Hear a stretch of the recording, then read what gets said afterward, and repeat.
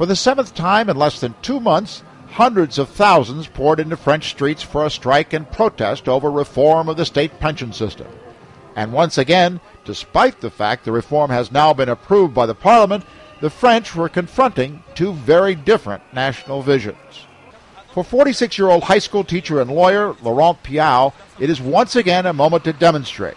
In fact, he traveled all the way from his home, more than 200 miles from Paris, to make sure his voice was heard in the capital.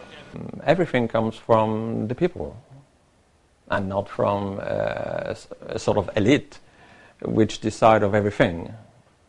It reminds the elite that when we're here, and you're going to decide about our life.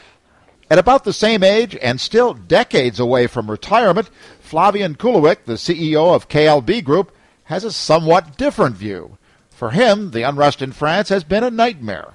His company arranges shipping and logistics for other companies, and the ongoing transportation problems, fuel shortages, and road blockades have meant one big headache as his employees try to cope. What's the point to block the whole economy and to damage this economy? And I'm not happy at all with the image that we give as French people overseas or abroad. But for Piau, there is little concern about what others outside France think. Rather, he worries what's happening inside. We've got a society which is working quite well, a sort of good balance between the American system, or some system like the American system, and the communist system. And we think we found a sort of way in the middle, and that we should stick to this way. This is the graph of sales figure. But trying to stick with French tradition is costing Kulowiec money.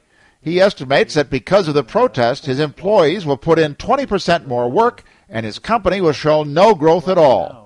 He says France has been taken prisoner by the street protests. You can hear only these people complaining, and you can see them on TV and so on, but you don't see silent people that are working and struggling to work and not be taken hostage. Reform has never come easy in a country where most everyone proudly believes that street protests are part of the democratic process. Still, the strikes and demonstrations of the past few weeks have proved more divisive than most. And it has exposed two very different ideas about France's future, which weeks of debates, protests, and conflicts have brought into stark contrast, but not reconciled.